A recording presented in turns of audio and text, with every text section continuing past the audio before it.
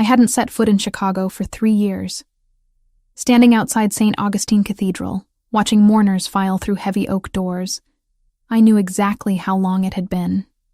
3 years, 2 months, and 16 days since the fight that severed me from my twin sister. The cab driver had asked if I was okay when I gave him the address. I must have looked as hollow as I felt. My reflection in his rearview mirror showed a stranger with blonde hair, pulled back too tight, blue eyes rimmed red from crying on the flight from Prague, 28 years old, and I'd just lost the only person who shared my face, my DNA, half my childhood memories. Natalie was dead. Car accident, they said. The words in the email from her neighbor felt clinical, detached. Your sister passed away in a single-vehicle collision on Lakeshore Drive. Funeral services Friday at 2. I should have been here sooner. Should have answered her calls 6 months ago. Should have forgiven her for falling in love with a man whose world I couldn't stomach. But pride is a poison that works slowly, and now I'd never get the chance to tell her I was sorry. The cathedral steps were crowded with people I didn't recognize. Expensive suits, designer dresses, the kind of polished crowd that didn't belong at the funeral of a woman who used to steal my clothes and eat cereal straight from the box. These weren't Natalie's people. At least, not the Natalie I remembered. I pushed through the entrance. Late because my connecting flight had been delayed. The service had already started. A priest's voice echoed through the vaulted space. But I couldn't focus on his words. My eyes locked on the casket at the front, draped in white lilies. She was in there, my mirror image, forever still. Then I felt it, the weight of attention shifting like a physical force. Heads turned. One by one, the mourners twisted in their pews to stare at me. Gasps rippled through the crowd. A woman in the third row clutched her chest, her face draining of color. An older man stood abruptly, his chair scraping against marble. They were looking at me like I was a ghost. Of course, they saw Natalie. We were identical twins, same bone structure, same blue eyes, same wheat blonde hair. The only differences were invisible. She'd been fire where I was ice, impulsive where I was calculated. Our parents had trained us both, passed down their skills in observation, languages, survival, but Natalie had wanted freedom from that legacy. I'd embraced it. Natalie? Someone whispered her name like a prayer. I kept walking down the aisle, my heels clicking against stone. Every eye followed me. I didn't belong here. That much was clear. But I needed to see her one last time. Needed to say goodbye to the girl who used to hold my hand during thunderstorms when we were 6. My gaze swept across the front rows, searching for anyone familiar. That's when I saw him. He sat in the first pew, shoulders rigid beneath a black suit that probably cost more than my rent for a year. Dark hair, perfectly styled. Strong jaw. The kind of profile that belonged on Roman statues. Even from behind, he radiated power. Authority. Danger. Gabriel Donatelli. Had to be. The man Natalie had chosen over me. He turned, and the world stopped. Devastation carved into every line of his face, transformed into something else. Shock. Desperate hope. Disbelief. Dark brown eyes, nearly black in the cathedral's dim light, went wide. His lips parted as if to speak, but no sound came. He rose from his seat, stumbling slightly, one hand reaching toward me. Natalie. His voice broke on her name, raw and desperate. How is this possible? The pain in his voice gutted me. He thought she was alive. He thought I was her, standing here when she should be in that casket. Everyone in the cathedral held their breath, waiting for the impossible. I stopped 3 feet away from him, close enough to see his hand trembling as it reached for me, close enough to see tears gathering in his eyes, close enough to watch hope and grief war across his features. "I'm not Natalie," I said quietly, my voice steady despite the chaos. "I'm her sister, her twin sister." The words hit him like a physical blow. His reaching hand froze in midair, then slowly lowered. The desperate hope in his eyes died, replaced by crushing realization, then confusion, then something harder. Sister. He said the word like he was testing it, trying to make sense of reality. Twin sister. Identical, I confirmed, watching him process this. "My name is Lauren Cooper." Natalie never mentioned me? Something flickered across his face. Pain. Betrayal. She said her parents were dead. No siblings. No family. His jaw clenched. She never mentioned you. Around us, whispers exploded. The crowd had gone from watching a miracle to watching a revelation. I could feel their eyes boring into me. Could hear fragments of conversation in multiple languages. My training kicked in automatically. Cataloging reactions. Measuring threats.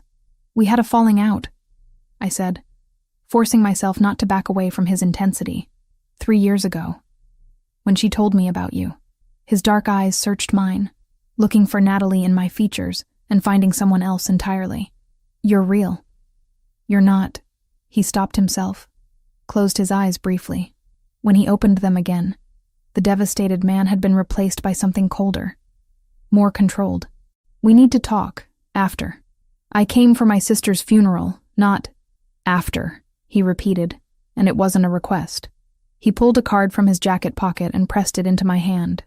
1 hour. The address is on there. Come alone, or don't come at all. He turned back to the service before I could respond, sitting down with rigid control, but I'd seen his hands. They were shaking. I forced myself to look away, to focus on the casket, made it to the 3rd row before my legs threatened to give out, slid into an empty space beside an elderly woman who crossed herself and muttered something in Italian. The priest continued speaking, but I caught fragments of whispered conversations around me, phrases in English, Italian, languages I recognized from my work as a translator. Does he know about the twin? How did she hide this? Look at his face. He's destroyed all over again. I studied the mourners while pretending to listen to the eulogy.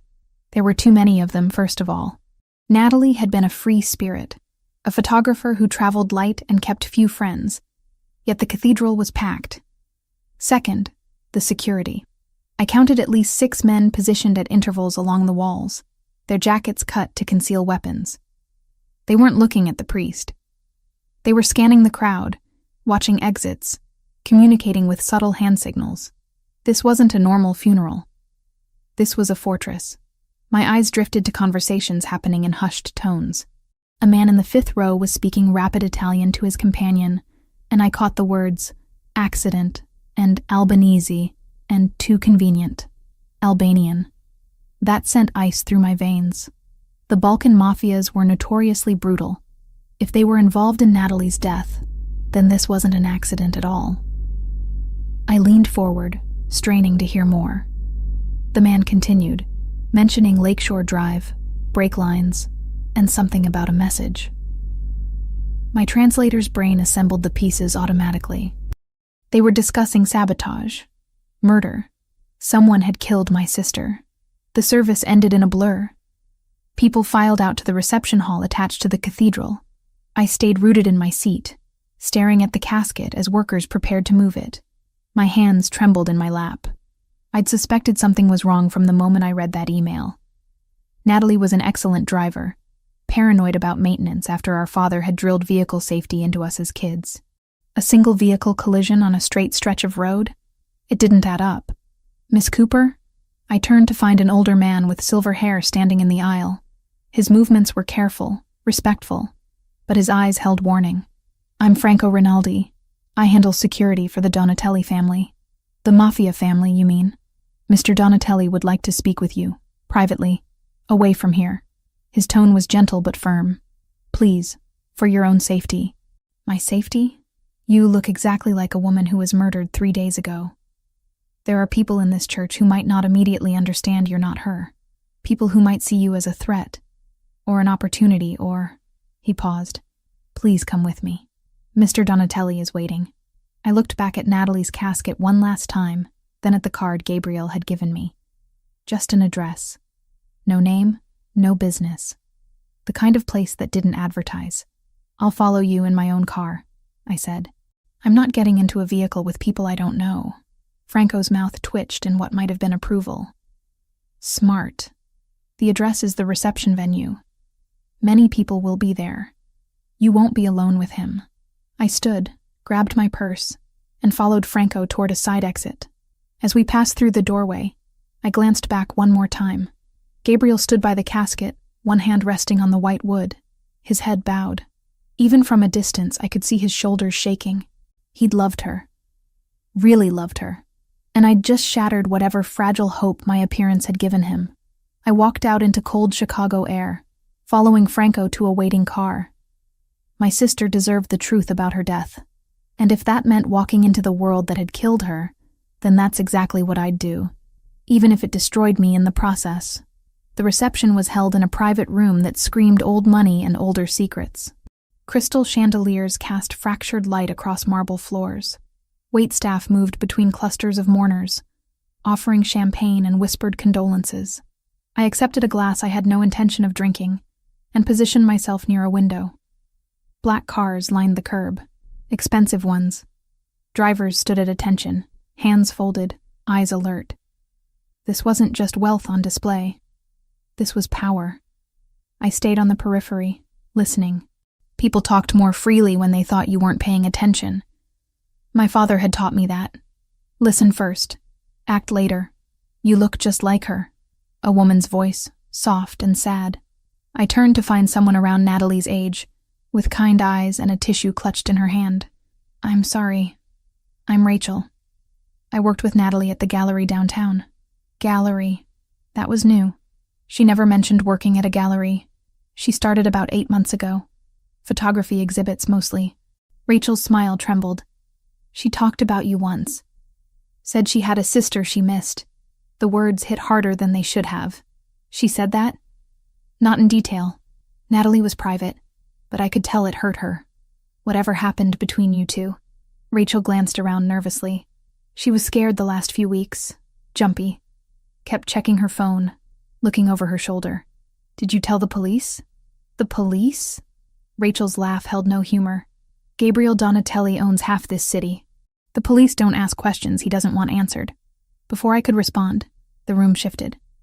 Conversations quieted. Heads turned. Gabriel had arrived, and he brought the temperature down with him. He moved through the crowd like a knife through water, people parting instinctively. Franco walked 2 steps behind. Gabriel's gaze found mine across the space, and he gave a subtle nod toward a door on the far side. I should go, Rachel said quickly. Be careful, okay? She disappeared before I could thank her. I made my way to the indicated door, acutely aware of the attention I drew. Being Natalie's ghost was exhausting. The door led to a smaller room, intimate and windowless. Gabriel stood with his back to me, staring at a painting. Franco flanked the entrance like a sentry. Close the door, Gabriel said without turning around. I did. The sound of the lock clicking felt ominous. You wanted to talk, I said, refusing to show nervousness. So talk. He turned slowly, and the grief I'd seen in the cathedral had been replaced by something harder. Controlled. You said you believe Natalie was murdered. Why? Because she was an excellent driver who maintained her vehicle obsessively. Because single-car accidents on straight roads don't happen without cause. And because I heard your people talking about Albanians and sabotage during the service. Something flickered in his expression. Surprise. You speak Italian. Among other languages. Translator. It's how I make a living. I crossed my arms. Your turn. Who are the Albanians and why did they want my sister dead? Gabriel moved to a sideboard and poured amber liquid into 2 glasses. He offered me one. I shook my head. The Kosovar organization, he said, taking a drink. They've been trying to move into Chicago territory for 2 years. Natalie became a target because she was close to me. You mean because she was your fiancée? Yes. He set down the glass with precise control. She knew the risks. I warned her what this life meant, and she stayed anyway. The bitterness in my voice surprised me. That sounds like Natalie, always running toward the fire. She was brave. She was reckless. I met his dark eyes. There's a difference. Gabriel studied me with unsettling intensity. You are nothing like her. Finally, something we agree on. When Natalie spoke, it was with passion, fire. Emotion ruled her decisions. He stepped closer, and I refused to back away. You calculate. You observe. You weaponize silence. Is that an insult or a compliment? An observation. He was close enough now that I could smell his cologne. Something expensive and cedar dark. One that makes me wonder why she never mentioned having a twin. Especially one trained to disappear. My blood went cold. What? You move like someone taught you to avoid detection. You position yourself near exits. You listen more than you speak. Those are not natural instincts, Miss Cooper. They're survival skills. His head tilted slightly. Who taught you? I should have lied. Should have deflected. Instead, something in his directness pulled truth from me. Our parents. Before they died. And what were your parents? Careful. The corner of his mouth twitched. Almost a smile. I could have you investigated. Find out everything about you in 24 hours. Then why ask? Because I want to hear it from you. We stared at each other, locked in some unspoken battle of wills. Finally, I exhaled. They fled Russia in the 90s, started over here, taught us to protect ourselves, to leave no traces, to survive in a world that didn't forgive mistakes. Natalie rejected it. I embraced it. That's why she couldn't find you, Gabriel said, understanding dawning. She tried. Hired investigators. They found nothing. Because I didn't want to be found. The admission tasted like ash. I was angry, stubborn, and instead, you lost her. The words gutted me. I turned away, blinking back tears I refused to let fall. Are you trying to hurt me? Or does it come naturally? I'm trying to understand. His voice softened marginally. Natalie never spoke of you, yet she kept a photograph. One picture, hidden in her jewelry box. 2 blonde girls, maybe 6 years old, holding hands. I found it after she died. My breath caught. Halloween, dressed as matching princesses. Our mother had taken it the week before everything changed. She kept that? My voice cracked despite my best efforts. She did. Gabriel moved to stand beside me, not touching but present, which tells me that whatever happened between you, she never stopped loving you. And that you didn't come here just for answers. Of course I did. She was my sister. Then help me find who killed her. I turned to face him. You already know who killed her. The Albanians. I know who gave the order. I don't know who executed it, who tampered with her car, who watched her die. His jaw clenched. And I need to know before I can act. Act, I repeated. You mean retaliate. I mean justice. Your version of justice likely involves body bags and unmarked graves. He didn't deny it. Does that bother you? It should have. Normal people were bothered by violence, by vengeance, by the kind of justice that happened in shadows. But I wasn't normal. I'd been raised by people who understood that some threats required permanent solutions. No, I admitted quietly. It doesn't. Gabriel's expression shifted, something almost like respect crossing his features. Then work with me. Your skills, my resources. We find the truth together. And then what? I go back to my life and pretend this never happened? If you're smart, yes. I laughed, the sound harsh. I stopped being smart the moment I got on that plane to Chicago. Miss Cooper. Franco spoke from the doorway, his tone urgent. We have a situation. Gabriel's posture changed instantly, becoming something dangerous. What kind of situation? The kind that followed her here. My stomach dropped. What? Franco pulled out a phone, showed us security footage.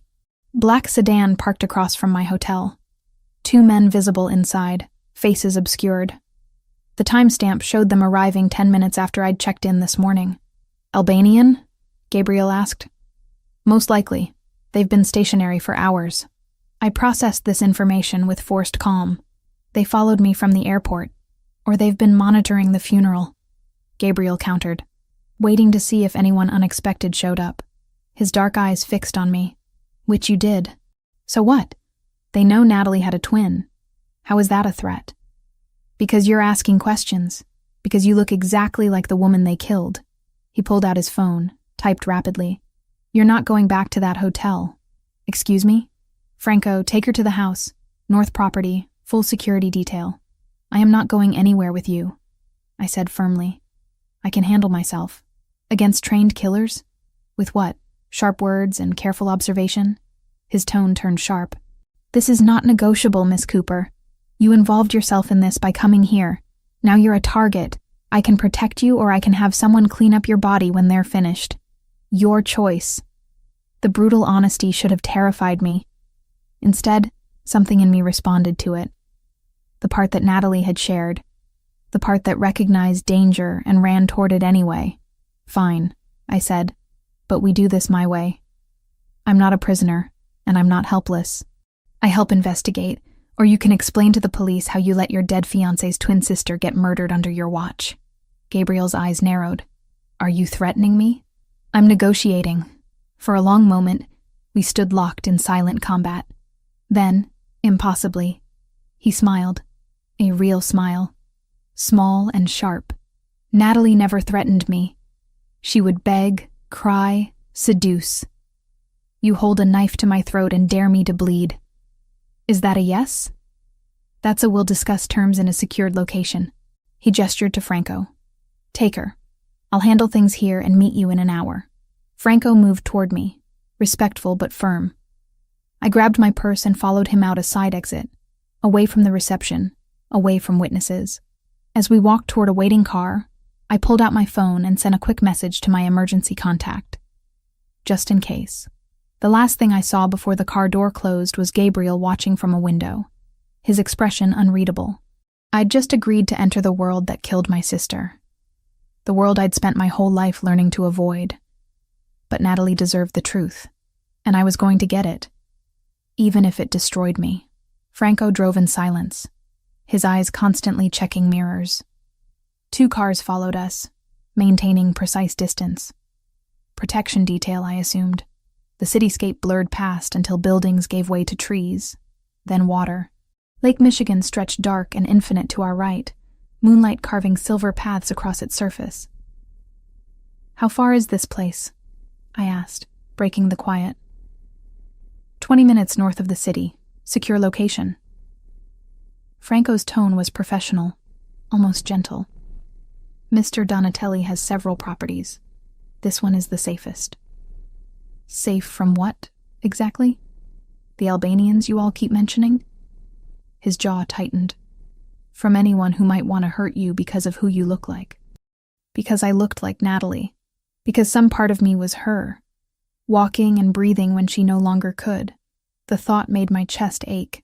We turned onto a private road, gates opening automatically. The property emerged from darkness like something out of a film. Modern architecture mixed with classic stonework. Floor-to-ceiling windows glowing warm against the night. Manicured lawns sloped down to a private dock. Money didn't just whisper here. It sang. Men in dark suits stood at strategic points. They nodded to Franco as we passed, their attention sharp and assessing when they saw me. I counted 8 visible guards. Probably more I couldn't see. Franco opened my door, and I stepped out into cold air that smelled of water and pine. Your luggage will be retrieved from the hotel and brought here. For now, let me show you inside. The foyer took my breath away. Marble floors, a staircase that curved like art, paintings that belonged in museums. But it was the photographs that stopped me cold. Natalie. Everywhere. On the mantel, the side tables. An entire wall dedicated to her smile, her laughter, her life with Gabriel. My throat constricted. This was his grief on display. His love immortalized in frames. Mr. Donatelli keeps her memory close, Franco said quietly, noticing my reaction. He has not been the same since she died. They were together, how long? 2 years. She changed him, made him want to be better. Franco's expression softened with genuine affection. She was light in a dark world, and I was the shadow of that light, the painful reminder of what he'd lost. Franco led me upstairs, down a hallway lined with more art. He opened a door to a guest room that was larger than my entire apartment in Prague. King bed, sitting area, balcony overlooking the lake. Everything was cream and silver, elegant and impersonal. You'll be comfortable here. Bathroom through that door. Clothes in the closet if you need them. He paused at the threshold. There are guards outside, but they're for your protection, not to keep you prisoner. Mr. Donatelli will arrive soon. Until then, rest. You're safe here. The door closed with a soft click, leaving me alone with my thoughts and my sister's ghost. I explored the room with professional thoroughness. 2 exits, The door and the balcony. Windows locked, but not alarmed. Third floor, too high to jump, but possible to climb down if necessary. Old habits from childhood training, assessing every space for escape routes. The closet held women's clothing. Natalie's, I realized, touching soft fabrics in jewel tones. Emerald, sapphire, ruby. She'd always loved bold colors. I'd preferred neutrals, grays and blacks that helped me disappear. Even our wardrobes reflected who we'd become. Movement outside caught my eye. I moved to the window, careful to stay partially hidden. A car pulled up, and Gabriel emerged, followed by another man I didn't recognize. They spoke briefly, Gabriel's body language tense, authoritative. Then he looked up, directly at my window, as if he knew I'd be watching. Our eyes met across the distance. Even from here, I felt the intensity of his gaze. He disappeared inside. Minutes later, a knock on my door. "Come in," I called, already knowing who it was. Gabriel entered, and the room seemed to shrink around his presence. He'd removed his suit jacket, loosened his tie. Exhaustion lined his face, but beneath it, something harder remained. The grief-stricken fiancé from the funeral had been replaced by someone else entirely. Someone dangerous. "You settled?" he asked, closing the door behind him. As much as one can be when kidnapped by a Mafia boss. His mouth quirked. Rescued. The word is rescued. Semantics. He moved to the window, looked out at the dark water. This was Natalie's favorite room. She'd spend hours on that balcony, photographing the lake at different times of day. The information hurt. "You brought me to her room? It's the safest one. Best sightlines, reinforced walls, direct access to security." He turned to face me, though I suppose that wasn't the only reason. What was the other reason? Maybe I wanted to see if you'd react the same way she did. If you'd stand at that window and see what she saw. His dark eyes searched mine. But you don't. You cataloged exits, assessed threats, calculated risk. Even in grief, you're a survivor first. Is that criticism? It's admiration. He crossed to a dresser, opened a drawer, and pulled out a leather journal. I found this after the funeral, hidden in Natalie's things at the gallery. The police report on her accident is cursory at best. But this tells a different story. He handed me the journal. Natalie's handwriting covered the pages, familiar loops and curves that made my heart clench. I forced myself to focus on the words. Dates, times, descriptions of men following her, license plates, notes about conversations she'd overheard. My sister had been investigating something, documenting it with the same thoroughness our father had taught us. She was tracking the Albanians, I said, flipping through pages, trying to identify who was giving orders, who was making moves. Without telling me, Gabriel's voice held pain and anger in equal measure. She knew I would have stopped her, protected her. Instead, she played detective and got herself killed. She was trying to help you. She was trying to prove something. He moved closer, looking over my shoulder at the journal. Natalie always felt like she didn't belong in my world. Too soft, too innocent. She wanted to prove she could handle it. I found an entry dated 3 weeks before her death. The handwriting was shakier here. Urgent. She mentions a name. Silvio. Says he's been acting strange, taking calls he doesn't want overheard. Gabriel's entire body went rigid. "Show me." I pointed to the passage. Natalie had written about seeing Silvio meeting with someone at a restaurant downtown. A man she described as Albanian based on his features and language. They'd exchanged an envelope. "Silvio Moretti," Gabriel said, his voice dropping to something lethal. "My counselor. I've known him 15 years. Trusted him with everything. Natalie suspected he was working with the Albanians?" Suspected. Not confirmed, but I could see the gears turning in his mind, reassessing every interaction, every decision. If she's right, if Silvio betrayed me, then he didn't just pass information. He killed her. He gave them everything they needed to get to her. The fury in his voice was terrifying and oddly comforting. This was a man who would burn the world down for revenge. "We need proof," I said, forcing logic into the emotional storm. "Suspicion isn't enough. Proof can be extracted. Through torture. That won't hold up in any court." Who said anything about courts? Gabriel took the journal from my hands, his fingers brushing mine. The contact sent electricity up my arm. You need to understand something, Lauren. In my world, justice doesn't come from judges and juries.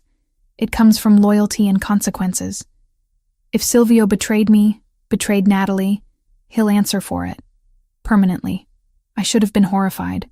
Should have argued for law and order and civilized solutions. Instead, I thought about my sister, terrified and alone in those final moments. About someone tampering with her car, watching her drive away to her death. Then let's get proof, I said quietly. And when we do, you can handle it however you see fit. Gabriel studied me for a long moment, and something shifted in his expression. Understanding, maybe. Recognition that we weren't so different, he and I. Both raised in worlds where violence was currency and survival meant hard choices. A sharp sound shattered the moment. Breaking glass, shouting from downstairs. Gabriel's gun was in his hand before I could process what was happening. Stay here. Lock the door. What's going on? Someone just breached the perimeter. He moved to the door, every line of his body coiled and ready for violence. Franco! The door burst open and Franco appeared, weapon drawn, blood streaming from a cut on his temple. Albanians, 3 vehicles. They rammed the gate. Gabriel's expression went cold. How many? At least a dozen. Maybe more.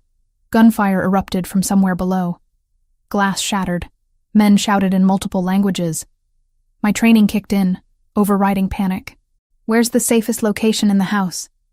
Panic room, basement level, Franco said. But we need to move now. Gabriel grabbed my hand, pulling me toward the door. His grip was firm, steady. Stay behind me. Don't stop for anything. We ran. The hallway was chaos.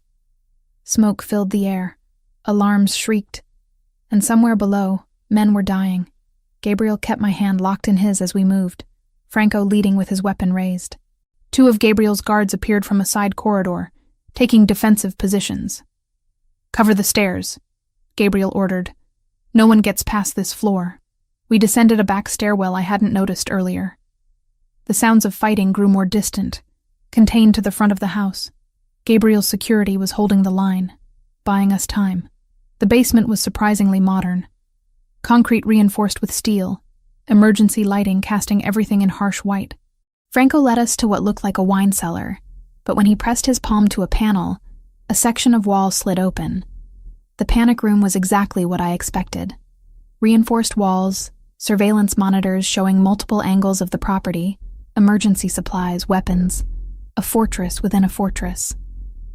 How long can we stay here? I asked as Franco sealed the entrance behind us. As long as necessary, Gabriel said, moving to the monitors.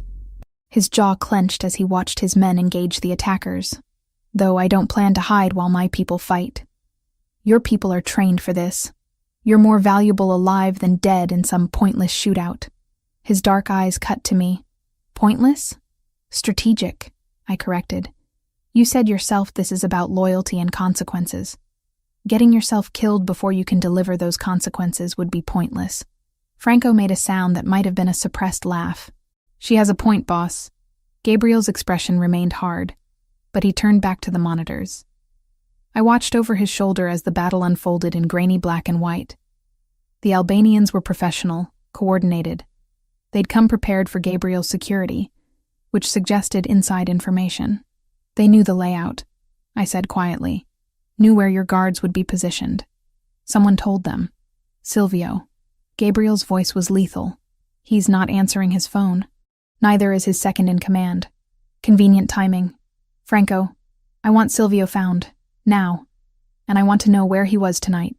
Franco was already on his phone, speaking rapid Italian to someone on the other end. Meanwhile, the monitors showed Gabriel's men slowly gaining ground. The attackers were retreating, outnumbered and outgunned now that the element of surprise had faded. 10 minutes later, it was over. Bodies littered the front lawn, most of them Albanian. 3 of Gabriel's men were injured, 1 seriously. But they'd held the property. All clear, Franco reported, receiving confirmation through his earpiece. Perimeter secure, ambulance en route for our wounded. Gabriel holstered his weapon. The bodies? Being handled. Police have been notified it was an attempted robbery. They won't ask questions. Of course they wouldn't. This was just another night in a world where violence was currency, and law enforcement looked the other way. We returned upstairs to find the house transformed. Bullet holes pocked the walls.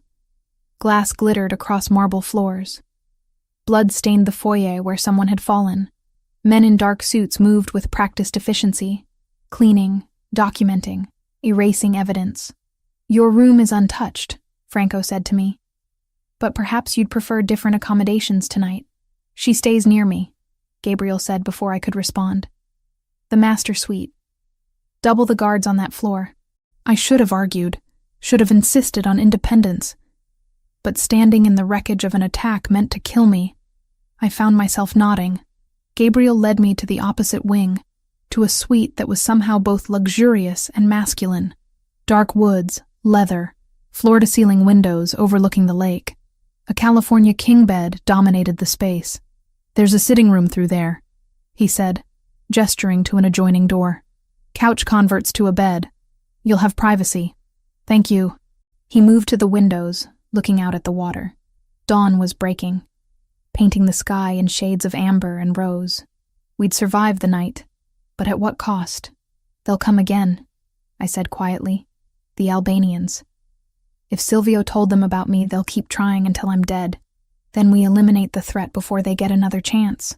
He turned to face me, exhaustion lining his features. "I should never have brought you here. Should have put you on the first plane back to Prague and forgotten you existed. But you didn't." "No, I didn't." His gaze held mine, searching.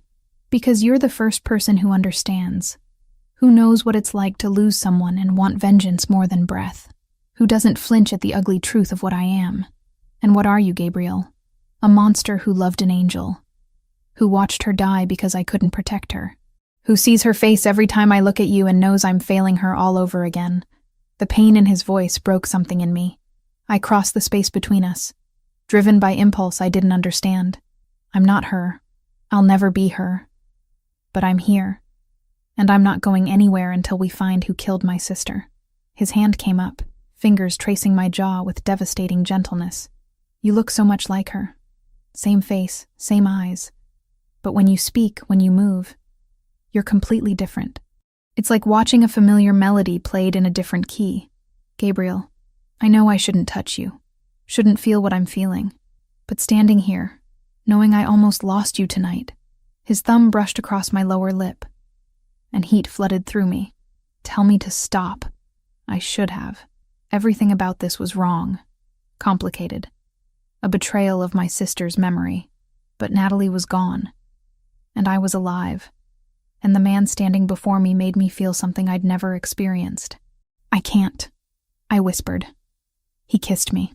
Slow at first, questioning. Then deeper when I responded, his hand sliding into my hair, pulling me closer. I tasted coffee and grief and something desperately alive. My hands fisted in his shirt, needing anchor, needing proof that we'd survived. When we finally broke apart, both breathing hard, reality crashed back in. "That was a mistake," I said, even as my body screamed otherwise. "Probably." He didn't let go, but I don't regret it. We barely know each other. I know you're brave. I know you're smart. I know you loved your sister enough to walk into danger for answers. His forehead rested against mine. And I know that when I thought those bullets might reach you, I was more terrified than I've been since Natalie died. I pulled back, needing space to think. This is grief. Trauma. Two people clinging to each other because we're both broken. Maybe. Or maybe it's two people finding something real in the middle of hell. He let me go, stepping back. "Get some rest. We'll talk about Silvio when you wake up." "Where are you going?" "To deal with the aftermath. To make sure my men are cared for. To start hunting the bastard who betrayed us." His expression hardened. "And when I find him, I'm going to make sure he regrets every breath he took after selling out Natalie." He left before I could respond, leaving me alone in his suite, with the taste of him still on my lips, and questions I couldn't answer. I wandered into the sitting room, found the couch. Through the windows, the lake stretched endless and serene, indifferent to the violence that had unfolded on its shores. Somewhere out there, Silvio was hiding. Somewhere out there, the Albanians were planning their next move. And somewhere in this complicated mess, I was falling for the man who'd loved my sister first. I pulled out my phone, scrolled through old messages from Natalie. Most were years old before our fight. Pictures of her smiling, voice memos of her laughter, evidence of a life lived fully. One message caught my attention, sent 6 months before she died. I met someone, Lore. Someone incredible and terrifying and completely wrong for me. If you were here, you'd tell me to run. But I think I'm going to stay and see where this goes. I hope someday you'll forgive me enough to meet him. She'd been talking about Gabriel, about falling in love despite knowing the danger, about choosing to stay anyway. And now I was following her path, step by terrible step. A soft knock interrupted my thoughts. Franco stood in the doorway, carrying a tray with coffee and pastries. Thought you might need this. It's been a long night. Thank you. I accepted the coffee gratefully. Franco, can I ask you something? Of course. Gabriel and Natalie. Were they happy? He considered the question carefully. They were complicated. She brought light to his darkness, but she was also frustrated by the limitations of his world. He loved her desperately, but struggled to let her be independent. They fought about it often. About her investigating the Albanians. About everything. She wanted to prove herself capable of surviving his world. He wanted to keep her sheltered from it. Franco's expression softened. In the end, neither got what they wanted. But yes, beneath the complications, they were happy. And now I'm here, looking like her ghost, complicating everything. You're not complicating anything, Miss Cooper. You're giving him something I haven't seen since she died. Hope. Franco headed for the door, then paused. For what it's worth, I don't think you're a ghost. I think you're exactly who you are. And maybe that's what he needs instead of a memory. He left me with those words, and a tray of food I couldn't eat. Outside, the sun climbed higher. I'd come to Chicago for answers about Natalie's death. Instead, I'd found myself tangled in the same dangerous web that had killed her. And worse, I was starting to understand why she'd stayed. I woke to the sound of raised voices. For a disoriented moment, I forgot where I was. Then reality crashed back. Gabriel's house. The attack. The kiss that shouldn't have happened. I checked my phone. 2 p.m. I'd slept for hours. The voices were coming from downstairs. I recognized Gabriel's tone. Controlled fury barely leashed. I moved to the door, cracked it open enough to hear. I don't care what excuse he gives. Gabriel's voice carried up the stairwell. Silvio knew about the attack. His phone records show calls to known Albanian operatives. Boss, he's asking to meet.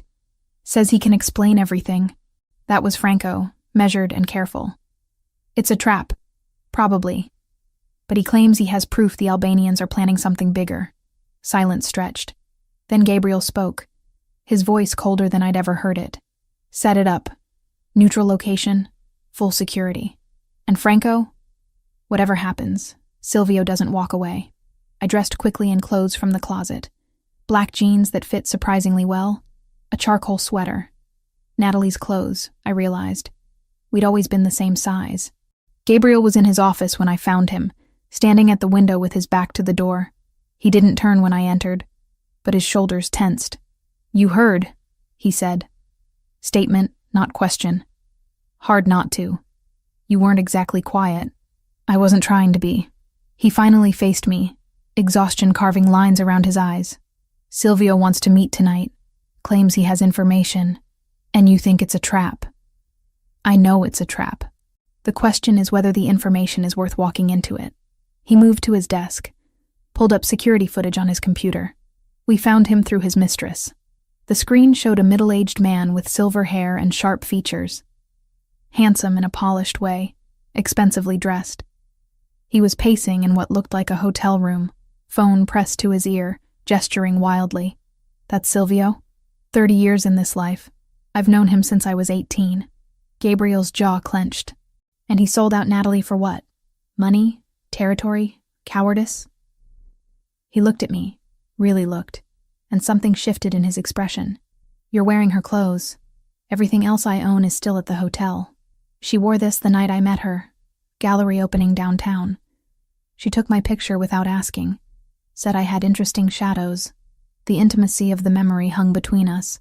Gabriel, I know this is complicated, that I should keep my distance, that you're her sister and this is wrong. His hand moved to my face, cupping my cheek. But I can't seem to stay away from you. We kissed once, in the aftermath of violence and grief. That doesn't mean... It means everything. His thumb traced my cheekbone. Because I've been thinking about it all day. Because you're not her, Lauren. You're something entirely different. And that terrifies me. I should have pulled away. Instead, I leaned into his touch. What are you saying? I'm saying I want you to come with me tonight. To the meeting with Silvio. I want your eyes on this. Your instincts. You see things others miss. He paused. But more than that, I want you close because the thought of you out of my sight makes me reckless. You want me at a confrontation with the man who killed my sister. I want you helping me get justice for her. I considered this. Every rational part of me screamed that I should leave Chicago. But the part that had loved Natalie, that had inherited our parents' darkness, wanted to see Silvio's face when he realized his betrayal had consequences. Okay, I said. I'll come. Gabriel pulled a small handgun from his safe.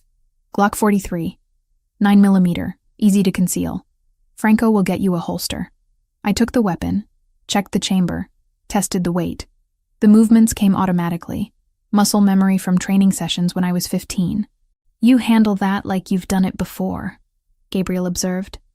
I have. Though I've never shot at a person. Hopefully tonight won't be your first time. The hours until the meeting crawled by. Franco fitted me with an earpiece and a holster that sat comfortably at the small of my back. He walked me through the warehouse layout using blueprints, showing me exits, cover points, danger zones. You stay with Mr. Donatelli at all times, Franco instructed. Silvio is dangerous. He's cornered, desperate. Don't underestimate him. At 8:30, we left. 3 cars, 12 men, enough firepower to start a small war. I sat in the back with Gabriel, his hand finding mine in the darkness. Neither of us spoke. The warehouse loomed against the night sky, dark except for a single entrance lit by harsh spotlights. Silvio's people were already visible, 4 men positioned strategically. Everyone clear on the play? Gabriel spoke into his radio. Confirmations came back. Good. Let's end this. We exited the vehicles. The cold October air bit through my sweater. Gabriel's hand rested on the small of my back as we walked toward the entrance. Franco walked ahead, weapon visible. Inside, the warehouse was exactly what I expected. Concrete floors, rusted equipment, the smell of old oil and decay. Silvio stood in the center under a hanging work light, looking smaller than he had on the security footage. Older. Frightened beneath the expensive suit. Gabriel, his voice carried across the empty space. Thank you for coming. Give me one reason I shouldn't kill you right now. Gabriel's tone was conversational, which somehow made it more terrifying. Because I can give you Victor Castrati, the Albanian boss, location, schedule, vulnerabilities, everything you need to end this war before it destroys you. And why would you do that? You've been working for them. I've been surviving. They approached me a year ago, threatened my family. I gave them information to keep them safe. But they went too far.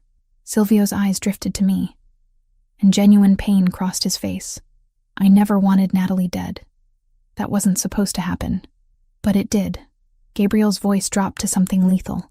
Because you gave them everything they needed to get to her. They said they just wanted leverage. I swear, Gabriel, I didn't know they'd kill her. His voice broke. I've been trying to make it right ever since. By waiting until they attacked my home? Until they nearly killed Lauren? Gabriel took a step forward. Your redemption comes too late. Wait.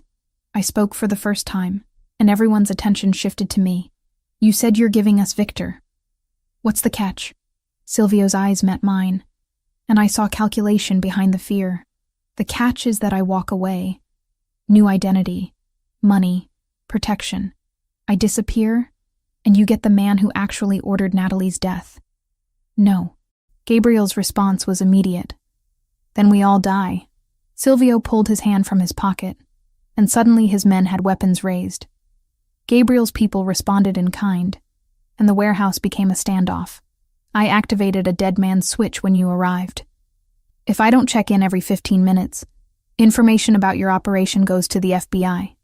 Every account, every contact, every dirty deal. The betrayal ran deeper than we'd known. Silvio hadn't just sold out Natalie. He'd been preparing to destroy everything. Gabriel's expression went cold. You're bluffing. Am I? Are you willing to bet your empire on it? Silvio's voice grew stronger. I'm offering you Victor on a silver platter. The man who killed your fiancée. Take the deal, Gabriel. Let me go, and I'll give you vengeance. The silence stretched tight as a wire.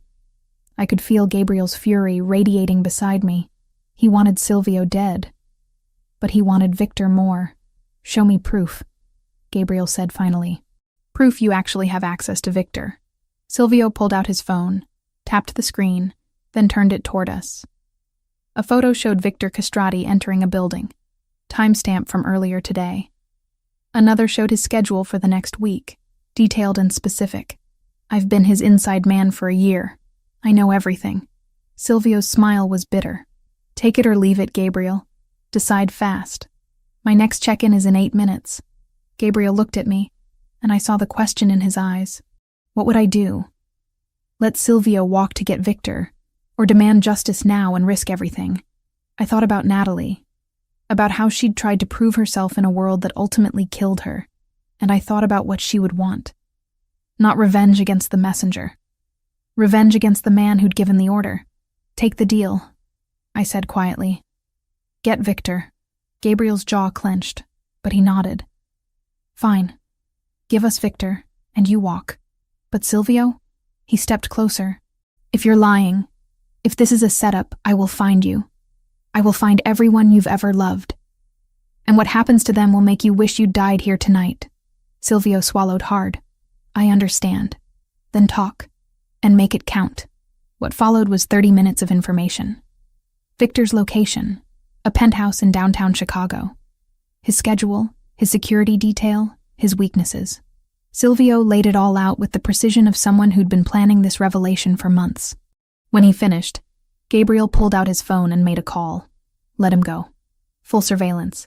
If he contacts the Albanians, end him. Silvio and his men backed toward the exit. At the threshold, he paused and looked back at me. For what it's worth, Miss Cooper, your sister was brave. Braver than I was. I'm sorry I couldn't protect her. Then he was gone, disappearing into the night with his freedom bought in blood money and betrayal. Gabriel turned to me, and the fury in his eyes was breathtaking. We're going after Victor tomorrow night, and when we find him, I'm going to make sure he knows exactly why he's dying. Good, I said simply, because I want to be there when you do. The day of the operation felt surreal. Gabriel's people moved through the house like shadows, assembling weapons, reviewing blueprints, communicating in coded language. I stayed in Gabriel's office, monitoring communications equipment while Franco walked me through the plan. Victor's penthouse occupied the top 3 floors of a luxury building downtown. Heavy security, both electronic and human. You'll stay with me in the command vehicle, Franco said for the 3rd time. Monitor feeds, coordinate extraction if needed. You're not going inside. We'll see, I murmured, earning a sharp look. Gabriel appeared in the doorway, dressed in black tactical gear that somehow made him look even more dangerous. His dark eyes found mine across the room. Lauren, a word. He gestured to the hallway. I followed him to an empty room, watched him close and lock the door. The air between us crackled with tension. I need you to promise me something, he said, stepping close. If things go wrong tonight, if I don't make it out, don't. I pressed my fingers to his lips. Don't say it. I have to. His hand covered mine, pulled it away but didn't let go. If I don't make it, Franco has instructions. Money, protection, everything you need to disappear. Go back to Prague. Just survive. Gabriel, these past days with you, they've reminded me what it feels like to want something beyond revenge, to imagine a future that isn't just blood and darkness. His hand cupped my face. Natalie loved me, but she never understood this life. You, though, you understand the darkness because you carry it too. We barely know each other. It's not. His forehead rested against mine. You're not her shadow, Lauren. You're your own light. Sharper, colder, more dangerous. And it terrifies me how much I want that. I kissed him. Hard and desperate, pouring every complicated feeling into it. He responded instantly, backing me against the wall, hands tangling in my hair. The kiss deepened, became something consuming. When we finally broke apart, both breathing hard, reality settled back in. Come back alive, I whispered. That's all I ask. I intend to. He stepped back, the cold strategist returning. Victor dies tonight, for Natalie. 6 hours later, I sat in the command vehicle with Franco, watching feeds from cameras Gabriel's people had positioned around Victor's building. 15 men had gone in, Gabriel leading the assault team. The operation unfolded with brutal efficiency. First the security systems, disabled. Then the guards, neutralized quietly. Gabriel's team moved like ghosts. Approaching target floor. Gabriel's voice came through my earpiece. Gunfire erupted through the feed. Victor's personal security had been waiting.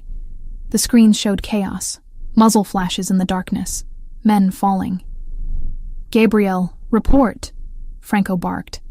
Static. Then, taking heavy fire. Victor's in the wind, heading for his private elevator. Block it. Don't let him reach the garage. More gunfire. Then I saw it. A secondary feed showing the garage level. A black SUV pulling up, engine running. Victor's escape route. Franco, look, I pointed. He's going to get away. Franco cursed. Boss, Victor's got a vehicle in the garage. You need to move now. Copy. Pursuing. But I could see what Franco couldn't. Gabriel's team was pinned down. By the time they fought through, Victor would be gone. I made a decision my father would have hated. Franco, which exit leads to the garage? Service entrance, east side. Why? Lauren, no. I was already moving, grabbing the spare earpiece and weapon. Someone needs to slow Victor down. You will get yourself killed. My father was a KGB operative. I know exactly what I'm capable of. I opened the door. Tell Gabriel I'm sorry. I ran before Franco could stop me, crossing toward the service entrance. Inside, harsh lighting and concrete walls. The smell of exhaust and gun oil. Voices echoed from below. Albanian speaking rapidly. 3 men, maybe 4. The garage appeared around a corner. 2 SUVs, engines running. Victor stood beside one, cold eyes and expensive suit. 3 guards surrounded him, weapons ready. I had seconds to act. My father's voice echoed in my memory. When outnumbered, create chaos. I fired twice into the air. The sound echoed like thunder and everyone froze. Then chaos. The guards spun toward me, weapons rising. I dove behind a concrete pillar as bullets chipped stone inches from my head. FBI! I shouted, gambling. Building is surrounded. A lie. But Victor didn't know that. Return fire kept me pinned. 1 guard advanced. I waited until he cleared the pillar, then fired. The bullet caught his shoulder. He went down, and I felt nothing. Just cold calculation. Then new gunfire erupted from the entrance. Gabriel and his team poured into the garage, and suddenly Victor's people were caught between 2 threats. The remaining guards went down under coordinated fire. Victor tried to run, but Gabriel was faster. He tackled the Albanian boss, and they went down hard. I emerged from cover, watching Gabriel pound his fist into Victor's face. Rage and grief channeled into violence. Gabriel, stop. I moved closer. We need him conscious. He froze, fist raised. Blood covered his knuckles. Slowly Gabriel stood, dragging Victor up with him. You killed her, Gabriel said, voice shaking. Say it. Victor spat blood. The Cooper woman? She was collateral, meant to hurt you. Her name was Natalie. Gabriel's gun pressed against Victor's temple. And she was worth 10 of you. Gabriel, I put my hand on his arm. Not like this. Make him answer for it properly. Turn him over to your contacts. Let him rot in prison where his own people can reach him. Gabriel's finger tightened on the trigger. For a heartbeat, I thought he'd ignore me. Then slowly, he lowered the weapon. "Franco, take him." Gabriel shoved Victor toward his second in command. "Make the calls. Get him buried somewhere he'll never see daylight again." Franco moved quickly, securing Victor while calling in favors. Around us, Gabriel's team conducted cleanup. Gabriel turned to me, and I saw it happen. The moment he processed what I'd done. "You could have died." His voice was quiet, dangerous. "You could have died, and it would have been my fault. I made a choice. Victor was escaping. Not you!" The words exploded from him. "I can't lose someone else. I can't watch someone else I care about bleed out because of this life. But you didn't. I'm fine." He pulled me against him, holding tight. "Don't do that again. Don't make me choose between revenge and keeping you safe." "Okay," I whispered. "I promise." We stood like that while his team worked around us. Eventually, Franco approached. "Boss, we need to move. Police will be here in 10 minutes. Gabriel released me slowly. "Lauren rides with me." The drive back was silent. Gabriel's hand found mine in the darkness, trembling. Not from fear. From the aftermath of violence. From nearly losing control. From having to choose. Back at the house, his people melted away. Gabriel led me upstairs to his suite. Into the bathroom where he turned on the shower and just stood there. Staring at nothing. "Let me help," I said quietly. I helped him remove the gear, the weapons, the vest. Beneath it all, bruises were already forming. A graze on his ribs where a bullet had come too close. "This needs cleaning," I said. "It's fine." "It's not fine. Sit down." He obeyed. I found a first aid kit, cleaned the graze with careful efficiency. My hands didn't shake. "That would come later. You're good at this," Gabriel observed. "I've had practice." "Your parents really were operatives." "Yes, they taught us everything. How to survive, how to disappear, how to do what's necessary." I taped a bandage over the wound.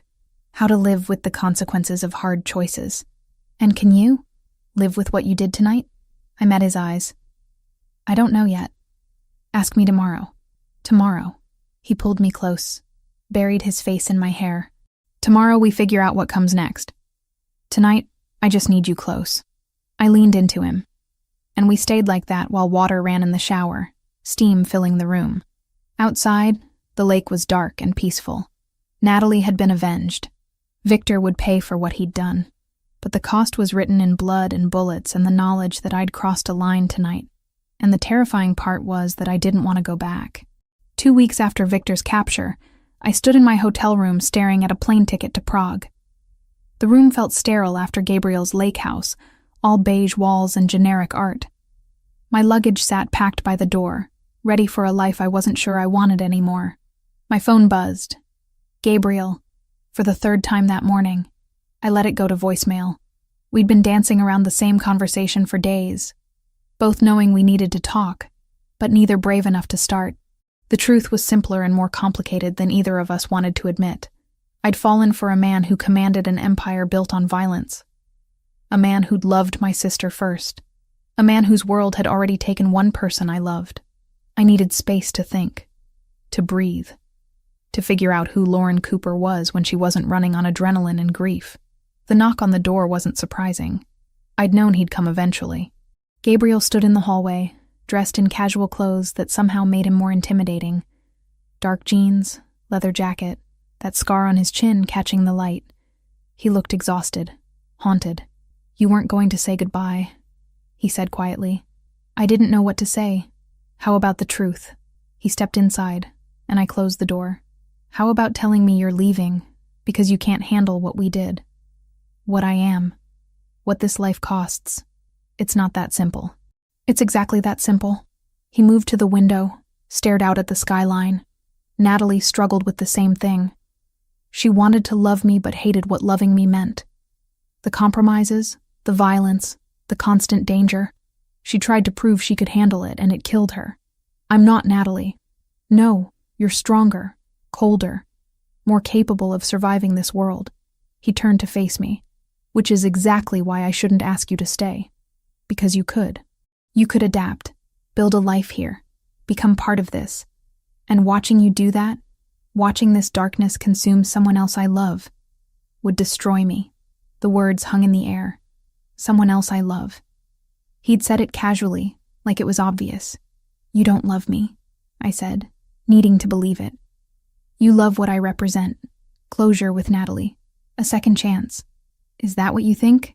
He crossed to me, hands framing my face. I loved Natalie. Past tense. She was light and joy and everything good. But you, Lauren, you're something entirely different. What am I then? You're the first person who sees what I am and doesn't flinch. Who understands that some darkness can't be washed away with good intentions. Your sharp edges and cold calculation. But beneath that, you're fiercely loyal. Protective. His thumb brushed my cheekbone. You're everything I didn't know I needed. And I'm terrified of losing you before we even have a chance. I wanted to believe him. Wanted to think we could build something real from tragedy. But reality was less forgiving. Victor is in custody, I said, stepping back. Natalie has been avenged. The reason we came together doesn't exist anymore. So we need a reason? We can't just be two people who found each other in the dark. Not when one of those people runs a criminal empire, and the other has spent her whole life trying to escape that world. I gestured to the luggage. My parents fled the KGB so Natalie and I could have normal lives. How can I honor that by walking right back into the darkness they died to escape? Gabriel's expression hardened. Then go. Get on that plane. Go back to Prague, to your quiet life, pretending you didn't spend 2 weeks orchestrating revenge. Pretending you didn't shoot someone. Pretending you're not exactly like your parents, carrying darkness in your DNA. The words hit like physical blows because they were true. Violence came naturally to me. The cold calculation, the strategic thinking, the ability to do what was necessary. I was my parents' daughter, and no amount of distance would change that. What are you offering? I asked quietly. If I stay, what does that life look like? Complicated. Dangerous at times. But I'm working on changing things. Transitioning legitimate operations to Franco. Creating businesses that don't require looking over our shoulders. It'll take time, but I'm serious about it. Because of me? Because of us. Because I'm tired of this life. Natalie wanted me to change, but I wasn't ready. With you, he moved closer. With you, I want to be better. Not perfect, not innocent, but better. And if I can't do it, if I try to be with you and the weight breaks me, then I'll let you go. No guilt, no chains. But Lauren, his hand found mine. Don't walk away before we even try. Don't let fear of what might happen steal what we could have. I looked at our joined hands. His scarred from years of violence. Mine marked by the past 2 weeks. We were both damaged. Both carrying darkness. Maybe that was why this could work. I need conditions, I said finally. If I stay, I maintain my independence, my career, my identity. I'm not becoming someone's kept woman. I wouldn't want you to. And you follow through on the transition. Franco takes over dangerous operations within 6 months, or I'm gone. Agreed. And we visit Natalie's grave. Together. I need to talk to her. Explain this. Make peace with loving the man she loved first. Gabriel's expression softened. We can go today. The cemetery was quiet. Autumn leaves covering the ground in shades of copper and gold. Natalie's grave was in the newer section. Her headstone simple. Natalie Cooper. Beloved daughter. Sister. Fiancée. Gabriel stood beside me, his hand finding the small of my back. Support without pressure. Hi, Nat, I said quietly. I'm sorry I wasn't here sooner. Sorry for 3 years of silence, for letting pride keep us apart. Wind rustled through nearby trees. I met him. Gabriel. The man you loved. I glanced at him. You were right. He's worth the risk. Worth the complications. I didn't understand that before, but I do now. I loved her, Gabriel said, speaking to the stone. But I wasn't good enough for her. Wasn't ready to be what she needed. I failed her and I'm sorry. Tears tracked down my face. I'm going to try, Nat. To be with him. I need you to be okay with that. I need to believe you'd understand.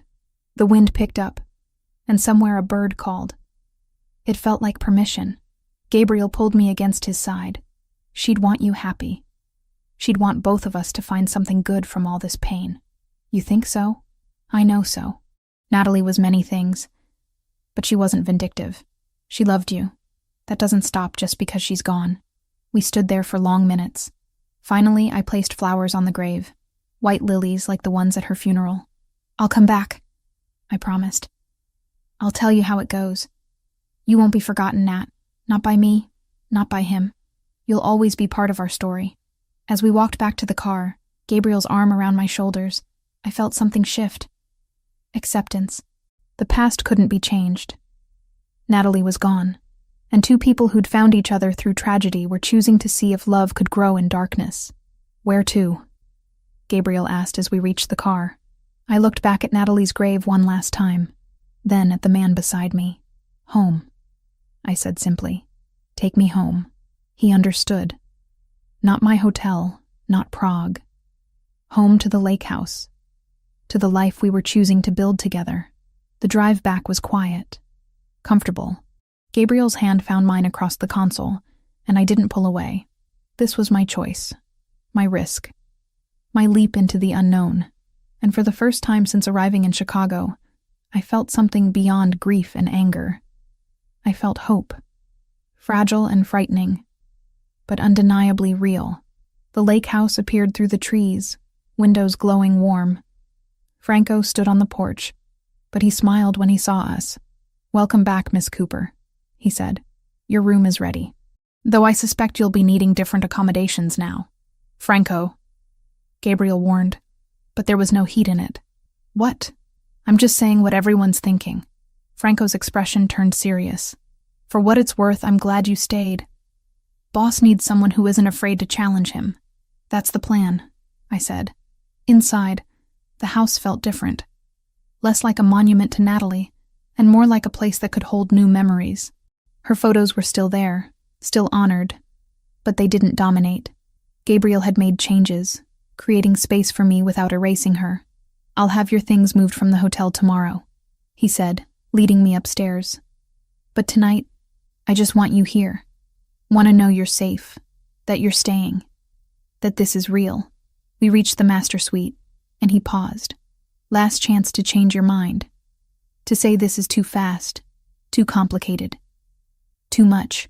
I kissed him instead of answering. Slow and deep, pouring certainty into it.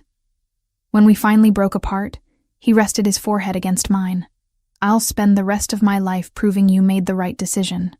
"Good," I whispered, "because I'm going to hold you to every promise you made today." Outside, the lake reflected the rising moon, dark and peaceful. Tomorrow would bring challenges, complications, the hard work of building something new from broken pieces.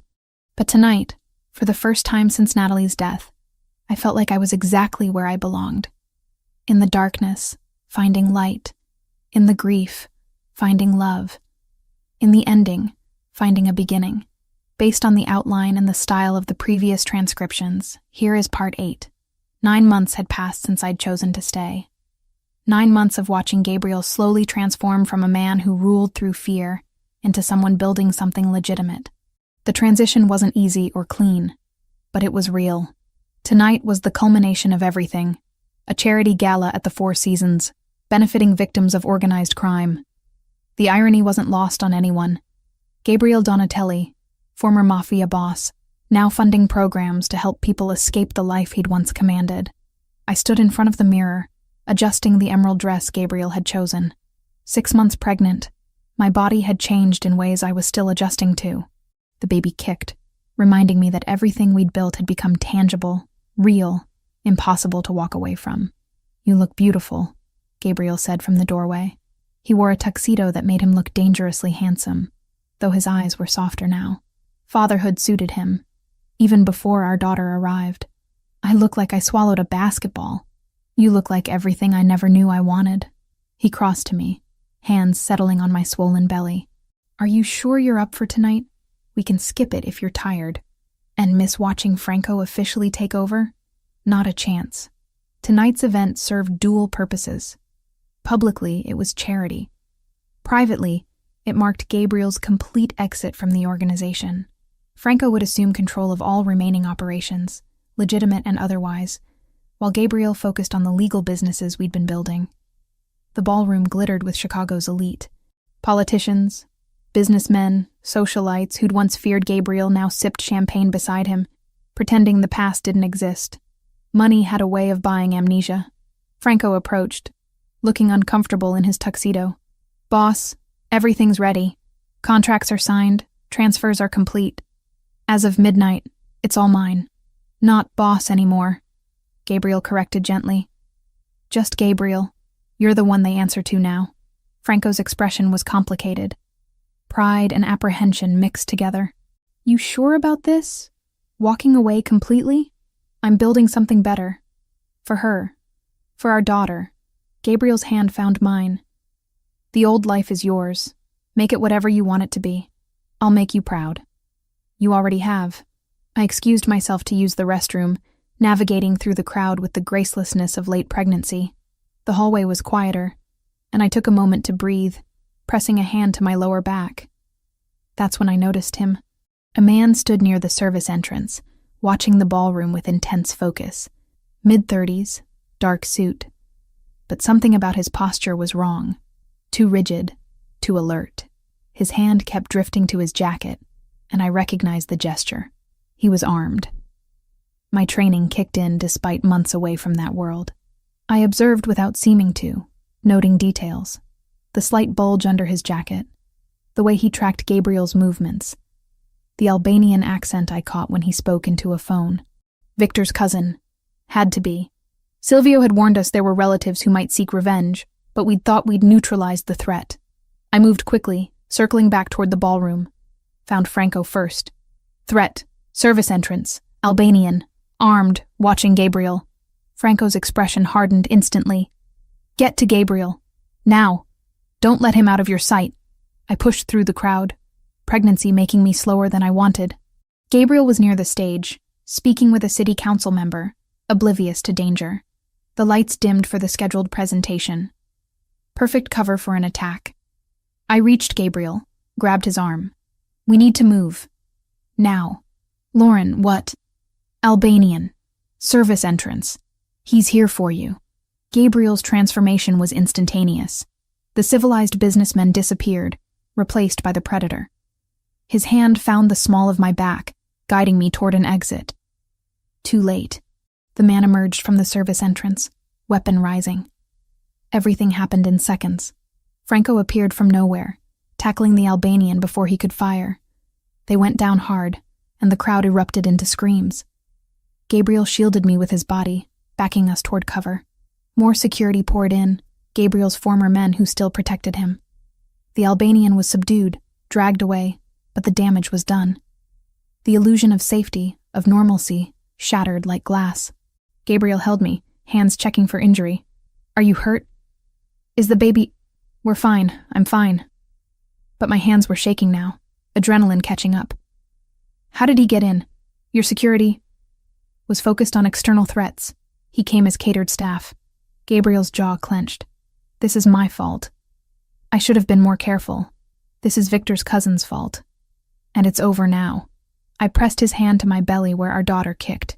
"We're alive. We're together. That's what matters."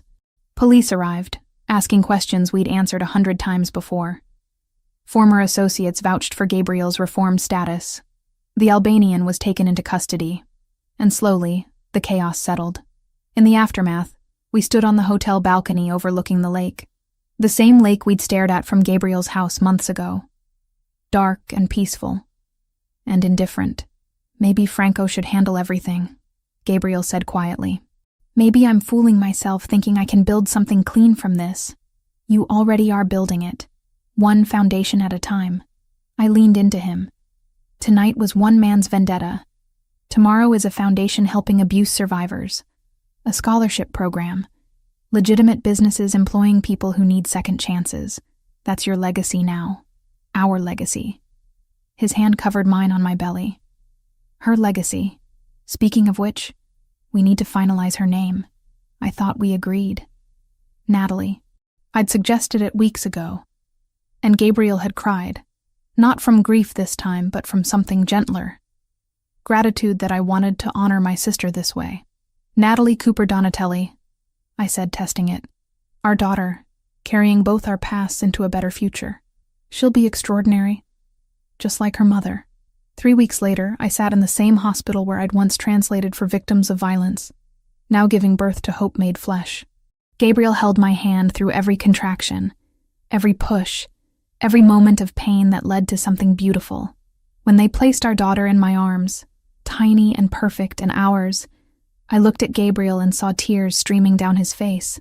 She has your eyes, he whispered, blue like the lake, and your stubborn chin. I traced the line of her jaw. Natalie, meet your father, the man who loved your namesake and chose to become better. Meet your mother, Gabriel added, kissing my forehead. The woman who saved me when I didn't know I needed saving. Later, when visitors had gone and the room was quiet, Gabriel pulled out his phone and showed me a photo. Natalie's grave, now marked with fresh flowers and a small plaque. Aunt Natalie, it read. Forever loved, never forgotten. I went this morning, he explained. Told her about the baby, about you, about how we're trying to build something good from all the pain. What did she say? Nothing. Everything. The wind blew, and it felt like permission, like she was telling us to stop looking back and start looking forward. I held our daughter closer, breathing in her newborn scent. Forward then, toward whatever comes next. Together, always. Outside, the sun rose over Chicago, painting the sky in shades of gold and rose. A new day, a new beginning, a new life built from darkness and grief, and the stubborn choice to try. Natalie Cooper Donatelli slept peacefully in my arms, unaware that she was the bridge between past and future. The proof that sometimes the most broken people could create something whole. That love could grow in the darkest soil and bloom into something extraordinary. And somewhere, I like to think, my sister smiled.